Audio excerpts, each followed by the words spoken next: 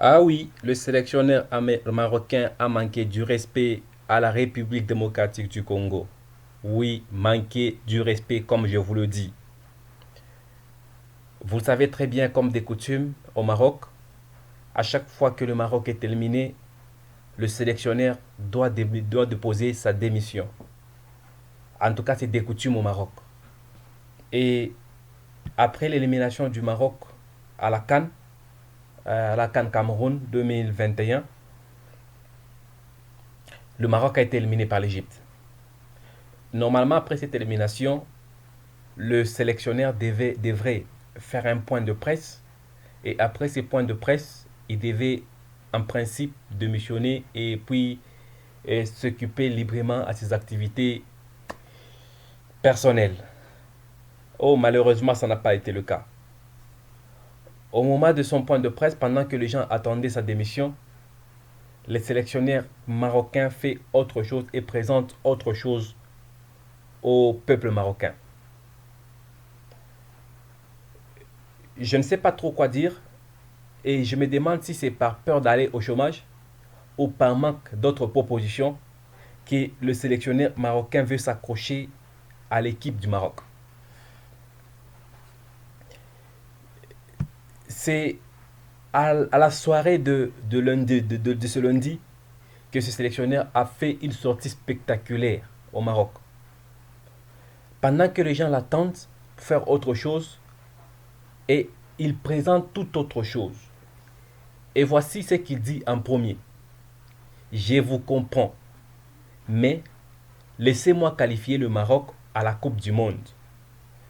Et ce sélectionneur franco-bosnien demande au peuple marocain ou à la Fédération royale du Maroc de lui laisser une seconde chance parce qu'il a un match important, selon ce qu'il pense. Le match de la RDC est important. Mais selon ses propos, si vous comprenez très bien ce propos, vous allez vous rendre compte qu'il pense que passer sous la RDC, c'est de l'eau à boire. En tout cas, lui, la RDC, il ne la considère même pas. Et dans sa tête, la RDC, ce ne sont que des enfants qui vont venir passer leur temps inutilement et au stade des martyrs et au stade de Caire. Et au stade de chez eux là. Et à leur stade plutôt. Et vu l'évolution de la RDC et aussi le match perdu par la RDC, que la RDC a perdu devant Bahreïn, en tout cas, le sélectionneur marocain est vraiment confiant de battre la RDC à la double confrontation. Il était très optimiste, très très très optimiste. Et il pense même que la qualification des Lions de l'Atlas du Maroc est déjà acquise. Selon lui, il faut oublier ce qui s'est passé à la CAN et se concentrer euh, à la double confrontation pour le mondial. Et lui pense même que le Maroc est déjà qualifié. Et quel que soit l'adversaire, quel que soit ce que le Léopard doit présenter comme joueur, les Lions de l'Atlas sont déjà qualifiés selon lui. Et voici ce qu'il dit exactement. Il dit, je peux partir dès maintenant, mais je ne le ferai pas. Je suis confiant dans l'avenir. Je suis optimiste. Le Maroc sera à la Coupe du Monde. Laissez-moi continuer. La qualification à la Coupe du Monde est l'objectif suprême. Voici ses propos. En tout cas, si vous n'avez pas bien entendu ce propos, je vous répète encore ces propos. Il dit, je peux partir de maintenant, mais je ne le ferai pas. Je suis confiant dans l'avenir. Je suis optimiste. Le Maroc sera à la Coupe du Monde. Laissez-moi continuer. La qualification à la Coupe du Monde est l'objectif suprême. Pour lui, il ne considérait même pas la CAN. C'est franco-bosnien, l'entraîneur marocain, s'était vraiment concentré sur la qualification du Maroc à la Coupe du Monde. Pour lui, passer sur la RDC, c'est que de l'eau à boire. Ça ne signifie rien du tout. Et là, la concentration du Maroc, la détermination du coach marocain est un signe pour nous, Congolais, ou pour les Congolais aussi, à se concentrer à la préparation du match qui vient. Parce que les Marocains sont blessés. Ils sont blessés dans la CAN. Ils ont perdu un match qu'ils pouvaient gagner. Et là, ils doivent chercher par tous les moyens pour se venger. Et quel que soit l'adversaire qui viendra, le Maroc se vengera et s'attaquera à l'adversaire. Là, pendant que les Marocains sont en train de se préparer, sont enragés, les Congolais sont distraits. Après la défaite devant les Borian, une équipe qui n'existe nulle part au monde, une équipe qui n'a pas de palmarès, une équipe qui n'a pas de joueurs extraordinaires, mais cette équipe a battu le Léopard et les Léopards sont partis dormir librement.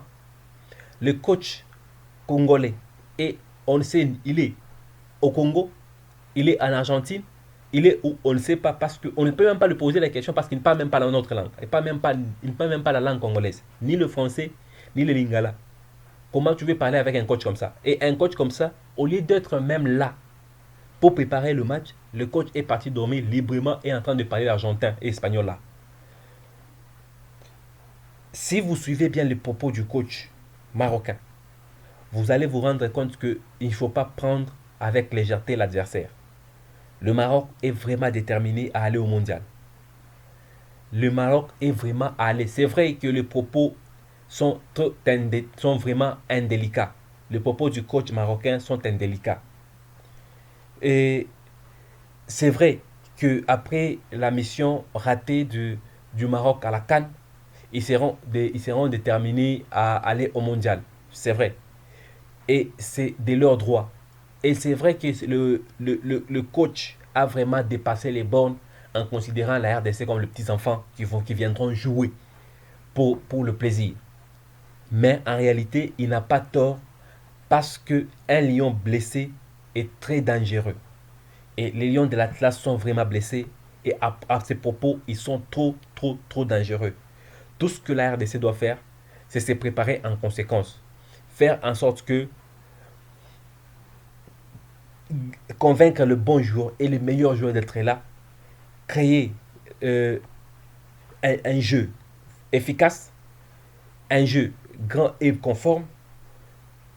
L'exemple est simple. Tout le monde a vu le jeu qu'a développé le Sénégal.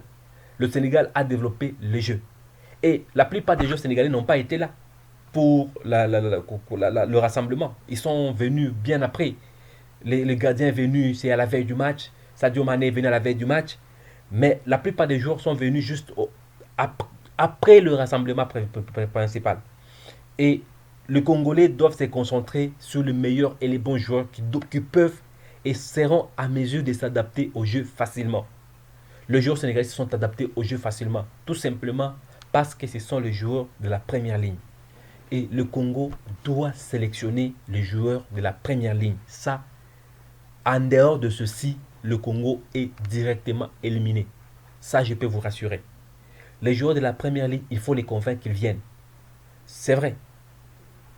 Ils ont déjà donné leur accord, mais il faut faire le tout pour que ces joueurs-là arrivent et viennent. Ça, c'est vraiment indispensable. Et ça a été les propos du coach marocain. On en a développé. On a vu la détermination du Maroc.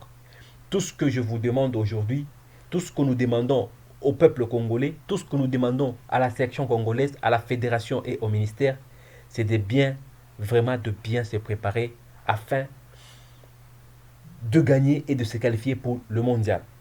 Ça a été notre part de responsabilité de vous informer, de vous expliquer, de vous dire ce qui se passe dans le foot.